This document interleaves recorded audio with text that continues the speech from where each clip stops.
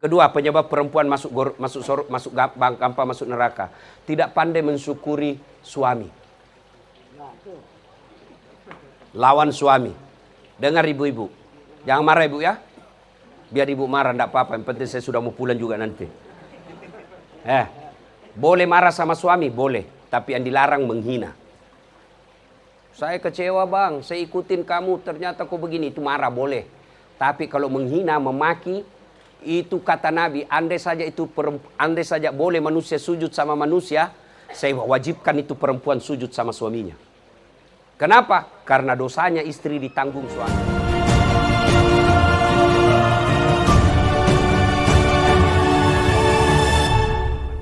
Bapak Ibu saudara-saudara sekalian, para jenderal yang hadir di tempat ini, teristimewa Bapak Jenderal Gerhan Lantara beserta keluarga yang insya Allah dimuliakan rahmati Allah Subhanahu wa taala. Mohon maaf saya tidak bisa sebut satu demi satu, di samping karena keterbatasan waktu, juga sesungguhnya saya tidak tahu nama, pangkat dan jabatannya Bapak. Yang pertama, Bapak Ibu, kenapa Bapak bisa lihat saya ceramah enak di sini? Kenapa kira-kira Ibu? Salah satu sebabnya karena kaki saya tingginya sama dan panjangnya sama. Coba kalau enggak panjang, mana enak Bapak lihat saya? Iya kan?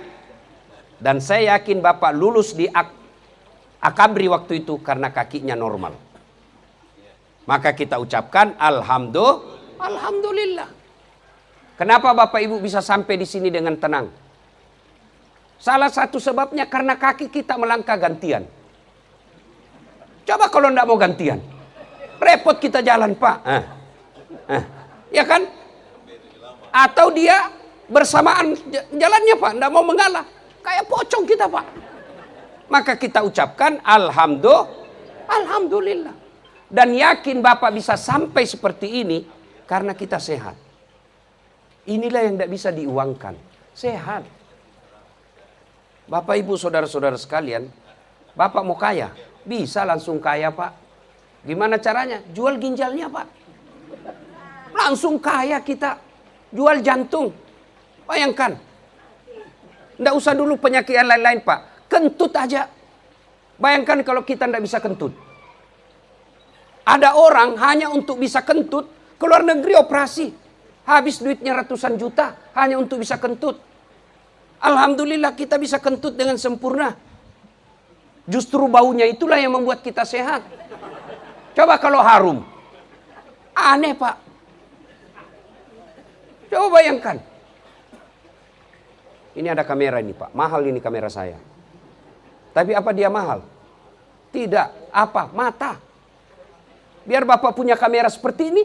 Kalau matanya rusak, tidak ada gunanya. Dan hebatnya lagi di mata. Dia bisa bedakan mana istri, mana tetangga. Coba Pak. Coba kalau tidak bisa dibedakan. Tak tukar-tukar istri Pak. Maka kita ucapkan Alhamdulillah. Ibu-ibu mau saya kasih iPhone 17 2 tera. Mau Ibu? Tapi begitu saya kasih langsung Ibu tuli. Mau Ibu? Tidak mau. Berarti bukan handphone ini yang mahal. Bukan jaringan yang mahal. Apa yang mahal? Telinga. Allah kasih gratis. Hebatnya lagi nih telinga. Tempatnya proporsional. Bapak pernah bayangkan seandainya telinga satu di bawah ketek. Repot orang menelpon Pak. Siapa jenderal? Iya toh. Maka kita ucapkan Alhamdulillah. Kenapa Bapak Ibu bisa makan dan bisa membedakan ini asin, ini manis, ini melempem, ini tidak? Karena Allah kasih kita gigi yang rata. Bapak pernah lihat namanya orang pasang behel itu? Yang kawat-kawat di gigi. Itu rupanya puluhan juta. Paling murah 40 juta Pak, satu kali umroh. Tapi apa dia yang mahal? Bukan apa? Gigi. Biar Bapak mau pasang harga 200 juta, tidak ada giginya. Apa mau dikawat? Dan hebatnya lagi nih gigi, dibasasi tumbuh dan panjangnya. Bagaimana kalau andainya ini gigi Pak, tumbuh seperti rambut? Gondrong semua sudah mulut kita Pak. Tidak mungkin Bapak bisa lulus di Akabri kalau giginya tonggol. Tidak mungkin. Maka kita ucapkan Alhamdulillah. Inilah yang tidak bisa kita kufuri. Maka Allah katakan, fabi ayyi ala'i rabbikuma tukatsiban. Itu nikmat di sini. Nikmat ini Pak, tidak semua orang kasih gelar jenderal. Tidak semua. Apalagi nikmat kaya, tidak semua orang dikasih rumah seperti ini. Ada orang sudah punya cucu, tidak punya rumah. Ada orang sampai pensiun pangkatnya hanya prajurit. Alhamdulillah kita para jenderal sempat jadi penentu di Republik Indonesia ini. Maka kita ucapkan alhamdulillah. Cara syukur, jangan takabur, jangan sombong. Tapi kalau pensiun apa yang mau disombongkan lagi Pak? Kenal aja orang kita sudah syukur. Iya kan? Ada orang Pak, ada orang terkenal. Sampai sekarang orang masih kenal Bu. Ditulis malah namanya dalam Quran. Kaya sampai kekayaannya masih dicari sampai sekarang di Mesir. Namanya Fir'aun. Tapi sombong. Tidak ada yang suka itu Fir'aun Pak. Mana buktinya? Sampai detik ini tidak ada satupun manusia mau kasih nama anaknya Fir'aun. Padahal dia terkenal kaya, raja. Tapi sombong, Allah laknat. Jangan dikasih Fir'aun. Kita aja dibilangnya Fir'aun itu sana. Ngamuk kita Pak. Nah, apa kekurangannya Fir'aun? Sombong dan tidak punya iman. Nah, inilah yang kita datang di sini. Gerakan iman. Kalau bukan iman yang gerakkan kita, ngapain kita datang di sini? Jauh-jauh. Mau ketemu Dasat bisa di YouTube. Mau ketemu Pak Gerhan bisa melalui video call. Tapi apa yang membuat kita datang? Golongan iman. Apa hubungannya? Hanya orang beriman yang mau menyambungkan silaturahmi. Iman. Ini iman yang penting. Nah, bagaimana memelihara iman? Saya kasih contoh. Bapak Ibu punya handphone semua kan? Ini handphone kalau dipakai terus kenapa? Ibu-ibu kalau dipakai terus kenapa handphonenya Bu? Lowbat. Kalau lowbat diapain Pak Jenderal? Kalau enggak dicas? Masih bisa dipakai? Enggak. Biar HP baru. Kuotanya unlimited. Harganya ratusan juta. Tapi enggak ada casnya. Enggak ada baterainya. Enggak ada gunanya. Paling bisa dipakai melempar. Nah, begitu juga dengan iman. Mesti dicas Pak. Kalau enggak mati Pak. Coba lihat dalam sehari-hari Pak. Hampir tidak pernah kita cas. Kita keluar lihat teman adik-adik kita. Wah mobilnya sudah Mercy. Lihat lagi kawan kita. Masya Allah rumahnya mewah. Lihat lagi. Wih istrinya baru lagi kawin baru. Ya kan? Dunia semua itu. Kapan ngecasnya? Paling ke khotbah Jumat. Iya juga kalau kita tidak tidur. Rata-rata kita pergi salat Jumat, paling terlambat datang, paling cepat pulang. Orang khotbah kita tidur. Iya juga kalau penceramahnya masuk akal. Nah, inilah kita datang silaturahmi, ngecas iman. Dengar ceramah. Nah, gimana ngecas iman? Satu, dengar dakwah. Sekarang hanya orang buta hati yang tidak mau dengar ceramah, Pak. Semua ada. Semua ada. Zaman saya, Pak Jenderal semua kecil kan susah belajar agama, Pak. Mau masuk pondok, jauh lagi. Mau beli buku, belum tentu ada. Ada lagi bukunya, bahasa Arab, kitab kuning. Tidak tahu kita baca. Bisa lagi kita baca, belum tentu kita paham. Tapi sekarang, semua kitab sudah ada di buku handphone. Mau dengar ceramah, versi apa saja semua ada di YouTube. Mau versi Sunda, ada. Mau versi Jawa, ada. Mau versi Al-Quran, ayat ini, baris ini, halaman ini, nomor ini, ada. Mau versi Bugis, ada. Semua ada.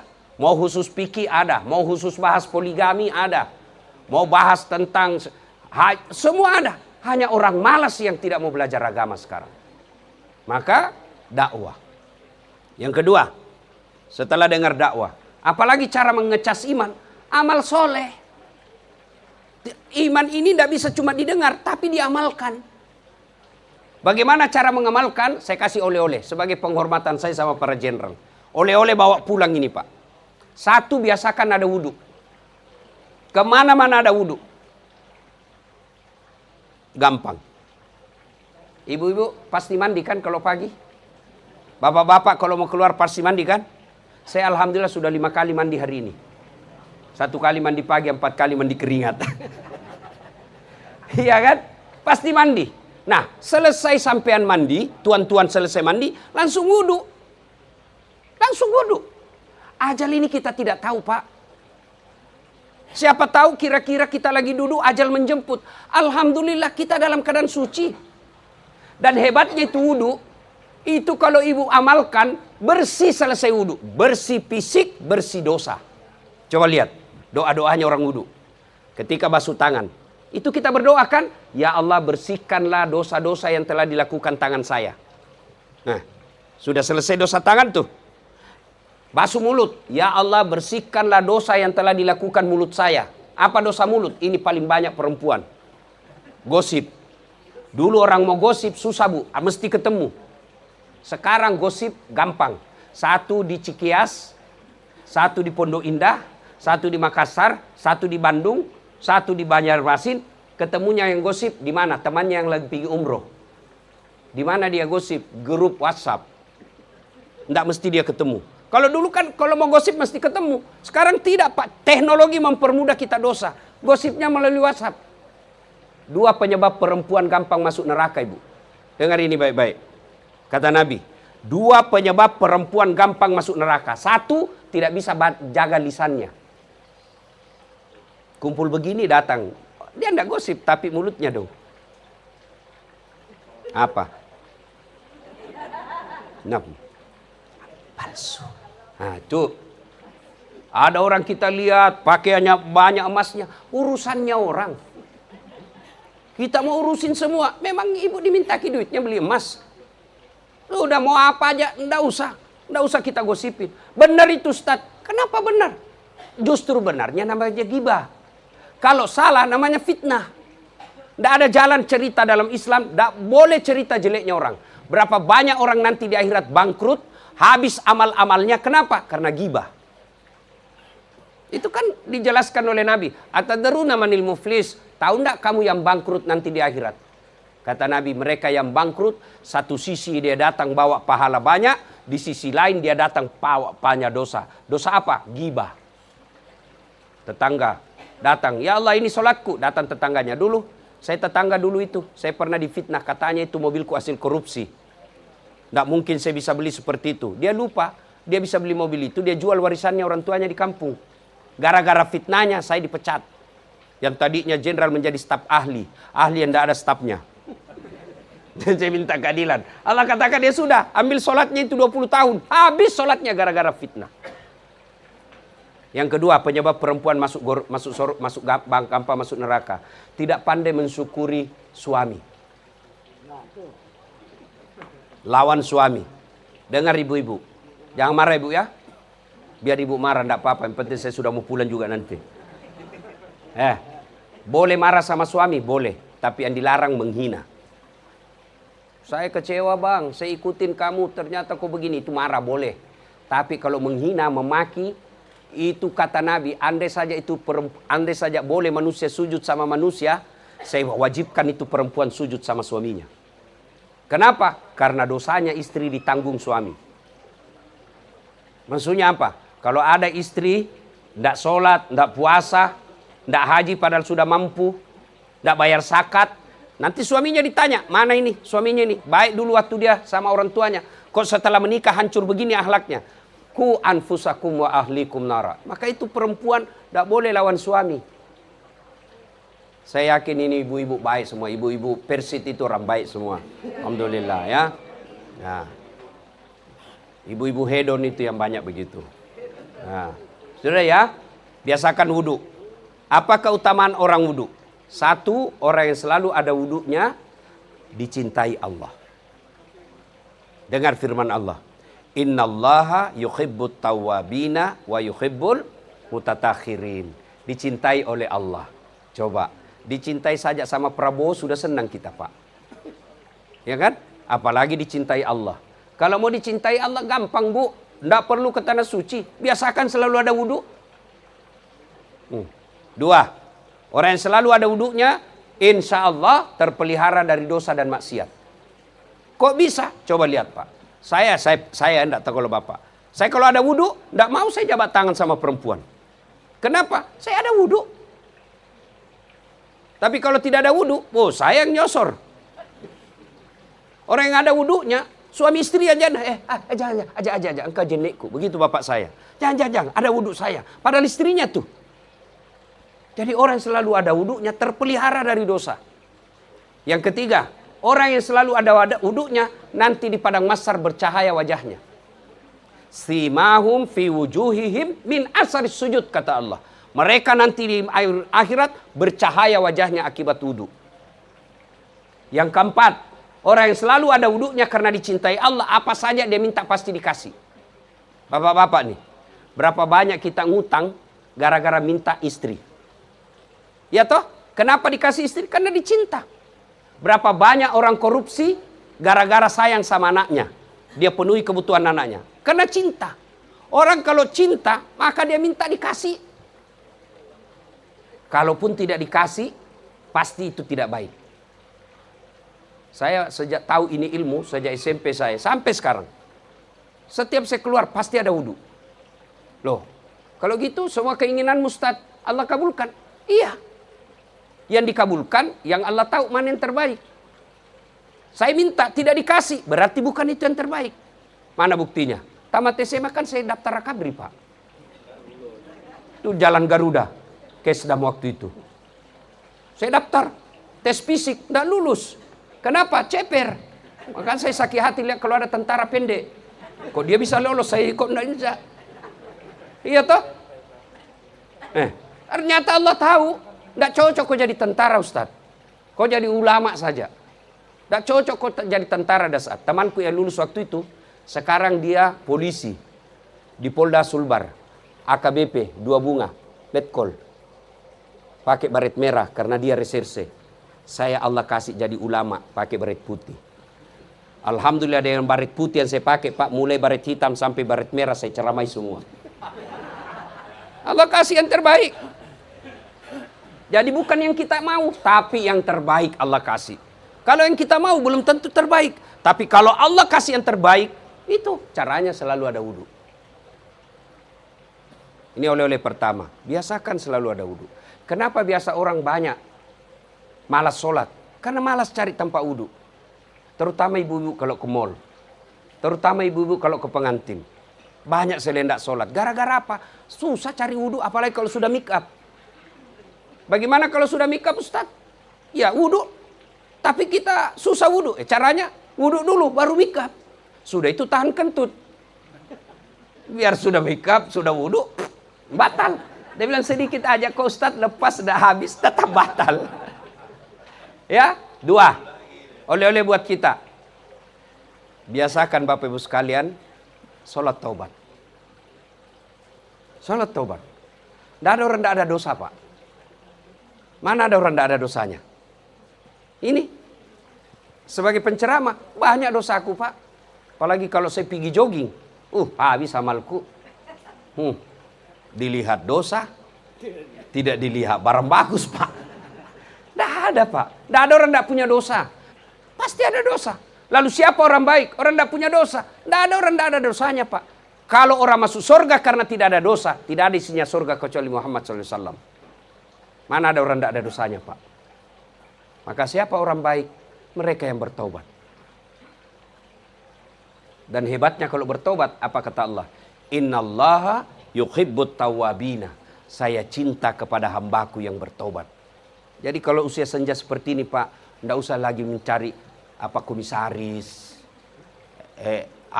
Sudahlah, Pak, sudah lewat semua, Pak. Sebaiknya kita sudah banyak beramal soleh.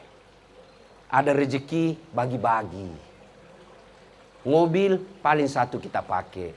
Ibu-ibu yang banyak jilbabnya, kasih keluarga di kampung yang mau jilbab-jilbab cantik. Keluar juga kita tidak pakai 4. 2 aja kita pakai dibilangi gila. Ada juga saya lihat, Pak, jilbabnya dipamer. Berapa lemari. Ini nanti banyak pertanyaannya kalau kita mati, Pak. Lebih kasih keluarga kita yang di kampung. Mahal, justru itu yang membuat dia senang. Kalau jelek, ngapain dikasih? Beramal, Pak. Ajal ini alhamdulillah Allah kasih kita usia pensiun. Malah lebih 70 tahun. Alhamdulillah. Cara bersyukurnya beramal-amal soleh. Sholat tahajud, sholat taubat. Nah, pertanyaan, bagaimana sholat taubat Ustaz? Bagaimana bertobat? Kalau kita muslim, bertobatnya satu, memperbanyak istighfar. Astaghfirullahaladzim azim wa atubu ilaihi la ilaha illa anta subhanaka inni kuntu minadz zalimin. Tidak hafal itu Ustaz, terlalu panjang. Kan la ilaha, tiada Tuhan illa kecuali engkau. Subhanaka, maha suci engkau Allah. Ini sesungguhnya saya kuntum menzolimi diri saya sendiri.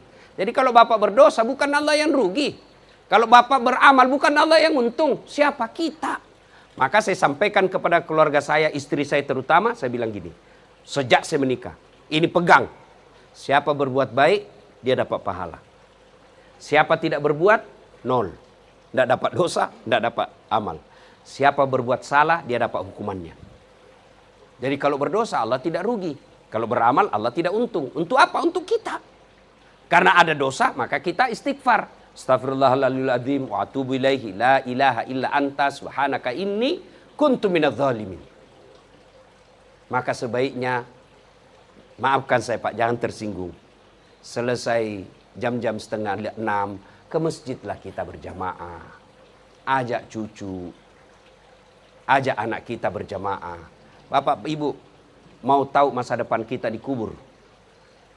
Lihat anak-anak kita sekarang. Ada orang Pak hebat di kantor. Turun dari mobil dibukakan. Dipegangkan HP-nya. Mau pidato dibawakan anunya Pak. Konsepnya. Bukan juga dia yang bikin. Dibikinkan. Tinggal dibaca Pak. Itu pun masih banyak yang salah-salah. Enak Pak. Tapi apa? Di rumahnya dimaki-maki sama anaknya. Tidak ada gunanya orang hebat seperti itu. Tidak ada gunanya. Kalau Bapak lihat cucu masih pegang Quran, alhamdulillah Bu. Tidak usah cemas. Kalau Bapak buka kamarnya malam Jumat, dia pergi yasinan di masjid. Itu investasi paling mahal. Kalah ini Bu. Ini ditinggal semua ini. Pangkat jabatan Bapak meninggal paling salpo. Tung, tung. 17, Bapak pikir malaikat mundur.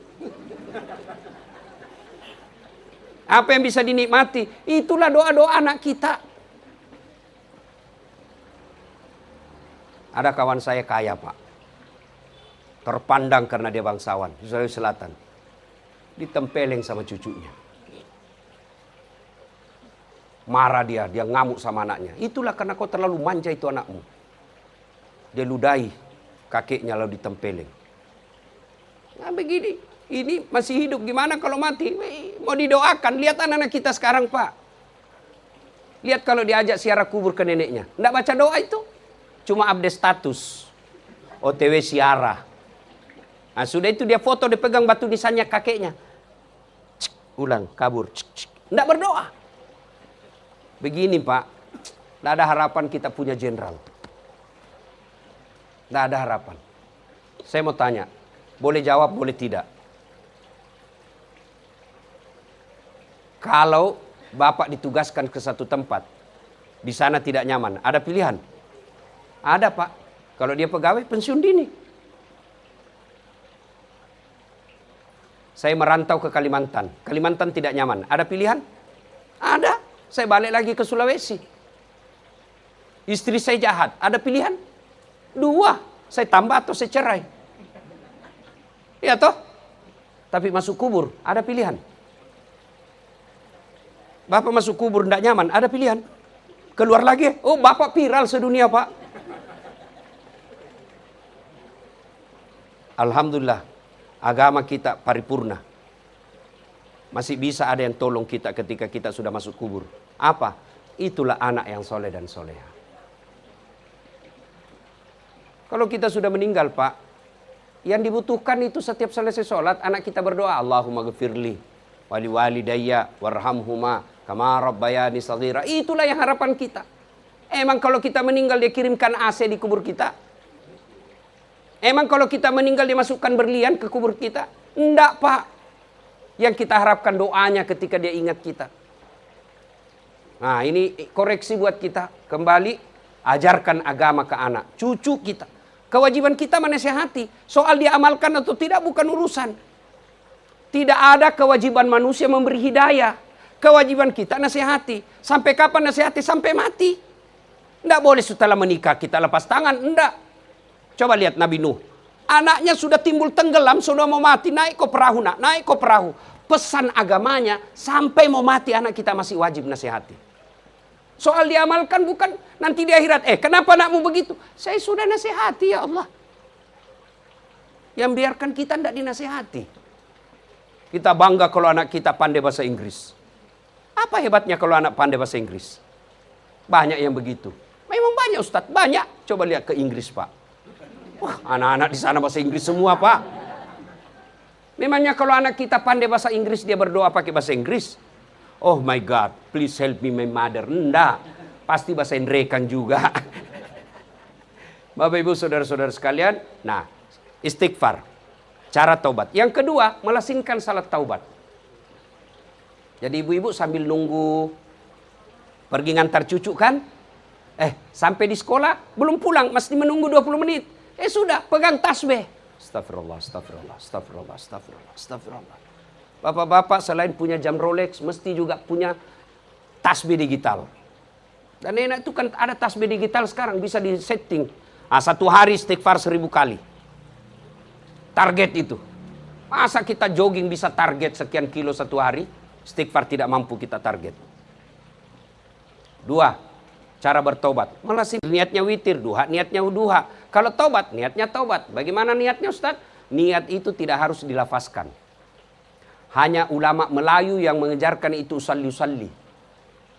Ulama Timur Tengah itu tidak ada ulama Arab. Coba Bapak kalau pergi umroh, kan Bapak semua sering ke umroh kan? Coba lihat itu orang Arab kalau masuk masjid, jalan. Allahu Akbar. Tidak ada space kan? Langsung Allahu. Kalau kita kan lama. Lagi loading dia. Sholli, kalau mau diucapkan boleh seperti ini. Sholli sunnatal taubat. Raka'ataini lillahi ta'ala. Bahasa Indonesia. Saya niat salat taubat 2 rakaat. Sunnah hukumnya bagi saya lillahi ta'ala. Itu pun Bapak tidak tahu, ambil praktis. Berdiri tegak menghadap kiblat. Tuhan salat taubat ya. Allahu Akbar. Boleh. 2 rakaat berikutnya ulang lagi. Tuhan masih seperti yang tadi. Allahu Akbar. Ya sudah. Kapan tobatnya? Sujud terakhir. Adukan. Nah, itu kalau kepada Allah. Kalau kepada manusia syaratnya mendani nambah. Minta maaf sama yang bersangkutan. Ada dulu prajurit pernah kita sakiti. Bapak mesti telepon minta maaf. Lebih baik Bapak raja malu, nanggung malu di dunia daripada berperkara di akhirat. Apalagi kalau kita mutasi tanpa persoalan yang jelas. Hanya karena like and tidak like. Suka dan tidak suka, minta maaf Pak. Berat nanti tanggung jawabnya di akhirat. Itu biasa kalau saya lihat pejabat-pejabat yang korup. Saya bilang kok bisa lolos di dunia. Di akhirat kok enggak bakal lolos. Itu kalau misalnya ngambil tanah rakyat. Waduh. Kata Nabi, jangan 1 jengkal aja kau ambil tanah rakyat. 7 petaka langit kau tanggung nanti di akhirat. 7 petaka langit itu sampai sekarang ulama belum tafsirkan apa. Yang jelas berat. Jadi minta maaf itu termasuk bapak-bapak karena pernah mengkhianati istri, minta maaf, syaratnya harus sebut. Maafkan saya Bu, apa judulnya Pak? Nanti kok ngamuk lagi. Enggak, maafkan saya, kenapa? Waktu saya tugas dulu di timur, saya hilap Bu. Ada dulu perempuan mirip betul sama kau Bu, maafkan saya hilap Bu. Kata ibunya, enggak apa-apa Pak, karena kau waktu hilap, saya juga hilap. Ya. Nah, yang berikutnya syarat kalau tobat berkaitan barang mesti dikembalikan. Jadi kalau ada inventaris angkatan darat di rumah, kembalikan. Lebih baik Bapak malu sekarang daripada berurusan di akhirat. Cuma kalau kita mau kembalikan biasa dibisik setan. Malu kau, viral kau nanti. Enggak, justru orang respect. Akan memuji kalau ada orang dia kembalikan aset negara. Dunia akhirat dia akan selamat insya Allah. Nah, yang ketiga, Bapak Ibu saudara-saudara sekalian, amal untuk dia amalkan di usia senja kita ini, banyak-banyaklah berderma, bersedekah. Ibu-ibu saya di Makassar, saya bilang sama majelis taklim saya, ibu-ibu yang kaya tidak usah pakai emas asli. Biar asli, orang juga sudah tahu. Lebih baik pakai yang palsu. Karena biar palsu, orang juga tidak percaya. Oh, masa istri jenderal pakai palsu? Tidak mungkin. Lebih baik pakai yang palsu. Yang asli, bawa untuk kubur kita di akhirat. Kemana? Bangun masjid. Kemana? Bantu panti asuhan. Kemana? Bantu anak yatim piatu. Saya bilang juga, ibu-ibu yang miskin, tidak usah kau pakai yang asli. Biar asli, orang juga tidak percaya. Iya toh? Ah, di mana diambil palsu aja itu? Rugi kita pakai yang asli. Lebih pakai yang palsu. Yang asli, kirim untuk akhirat kita. Itu yang disebut pandai menyikapi harta. Bersedekahlah. Bapak Ibu kalau mau umur panjang, sedekah. Kata Nabi, siapa yang dipanjangkan umurnya, dimurahkan rezekinya, dan tertolak dari bencana, hendaklah dia bersedekah. Sedekahlah. Apa maksudnya Ustaz? Umur panjang 100 tahun? Enggak juga Pak. 100 tahun enggak enak sudah Pak. Nenek saya meninggal itu 104 tahun. Digigit saja nyamuk itu terkeluh, robek kulitnya. Makanya Allah batasi umur kita. Karena kalau lebih, menderita kita Pak. Lalu umur panjang itu 150? Tidak. Umur panjang adalah meskipun dia sudah di dalam kubur, orang masih mengingatnya. Singgah dulu nih. Baik dulu waktu hidup ini Bapak. Selalu kirim kita jenderal ini. Kirim kita jalan kote. Kirimi. Sudah meninggal 5 tahun. Orang masih ingat. Baca Fatihah. Itulah umur panjang. Tapi kalau kita pelit Pak. Jangankan mati masih hidup. Orang tidak mau doakan kita. Kalaupun didoakan yang sial. Lewat mobil kita tabrakan. Untung siapa suruh pelit sekali tuh orang. Saya mau tanya ibu-ibu. Senang menantu yang pelit atau dermawan? Dermawan. Senang tetangga yang pelit atau dermawan? Dermawan. Senang keluarga yang pelit atau dermawan? Tuh, enggak ada orang suka orang pelit, Pak. Bahkan orang pelit sekalipun tidak suka sama orang pelit. Enggak usah kok ke rumahnya, pelit. Bah, dia juga pelit, Pak. Berdermalah. Dan tidak ada orang bangkrut gara-gara dermawan. Di Sulawesi Selatan, mungkin Bapak semua kenal. Almarhum Haji Kalla. Yang kemudian melahirkan Yusuf Kalla. Kemudian Bosowa Group, Aksa Mahmud. Kemudian kalau tentara, Andi Sose. Beliau itu Andi Sose membangun 156 masjid di Sulawesi Selatan. Pantas waktu beliau masih hidup, tidak pernah kita dengar masuk ICU. Tidak pernah kita dengar dia. Yang selalu kita dengar, baru kawin lagi. Iya Pak, sudah arwah sekarang. Semua orang kalau mau jadi pejabat di Sulawesi Selatan waktu itu, waktu beliau masih hidup, mesti datang ke rumah beliau. Salah satu sebabnya umur panjang dan disukai orang karena dermawan. Tidak ada orang bangkrut gara-gara dermawan. Tidak ada. Ustadz itu rumah besar, kaya dulu. Cuma karena rajin berderma, bangkrut. Tidak ada Pak. Yang bangkrut gara-gara pilkada. Yang bangkrut gara-gara pilcaleg. Yang bangkrut gara-gara judol. Narkoba. Tidak ada orang bangkrut kalau dia berderma. Bapak Ibu Saudara-saudara sekalian, banyak yang ingin kita sampaikan. Tapi waktu yang saya sampaikan ini terbatas. Ini perlu sebelum saya akhiri, perlu diluruskan dan dipahamkan baik-baik. Kenapa saya diminta ceramah?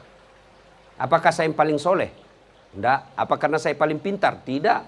Kenapa? Karena saya yang paling banyak followerku di sini. Itu aja Pak, bukan karena saya paling paham, tapi karena paling banyak follower saya. Mudah-mudahan Bapak Ibu sehat walafiat, panjang umur, berkah rezekinya, keturunannya soleh dan soleha. Sebelum kita akhiri, mari kita berdoa. Kita awali dengan mengirimkan suratul Fatihah. Pada Rasulullah Muhammad SAW, khasiat dan keutamannya kita ikhlaskan untuk sahibul bait. Ila hadratin Nabi Mustafa Muhammad SAW, summa hususil sahibul bait. Al-Fatihah. A'udzu billahi minasyaitonir rajim. Bismillahirrahmanirrahim. Alhamdulillahi rabbil alamin arrahmanir rahim. Iyyaka na'budu wa iyyaka nasta'in. Shiratal ladzina an'amta 'alaihim ghairil maghdubi 'alaihim. Amin. Allahumma ghfir lil mu'minina wal mu'minat wal muslimina wal muslimat al ahya'i minhum wal amwat. Innaka sami'un qaribun mujibud da'wat wa qadiyal hajat. Allahumma ghfir lana wa liwalidayna warhamhuma kama rabbayana shaghira. Allahumma inna nas'aluka salamatan fid din, salamatan fid dunya wal akhirah, wa afiatan fil jasadi, wa siyadatan fil ilmi, wa barakatan fil rizqi, wa taubatan qablal maut, wa taubatan qablal maut, wa rahmatan indal maut, wa maghfiratan ba'dal maut. Allahumma hawwin alaina fi sakaratil maut, wa najatan minan nari wal afwa indal hisab. Ya Allah, Zat yang Maha membalas, balaslah segala kebaikan orang-orang yang telah mewakafkan waktu, harta, dan ilmunya untuk acara ini. Angkat harkat dan martabatnya, wujudkan cita-citanya, bahagiakan keluarganya, dan jika kelak menghadap kepadamu, hadapkan dalam iman. Rabbana atina fid dunya hasanah, wa fil akhirati hasanah, wa qina adzabannar. Subhana rabbika rabbil izzati amma yasifun, wa salamun alal mursalin, walhamdulillahi rabbil alamin. Terima kasih. Usikum wa nafsi bitaqwallah, fastabiqul khairat. Assalamualaikum warahmatullahi wabarakatuh.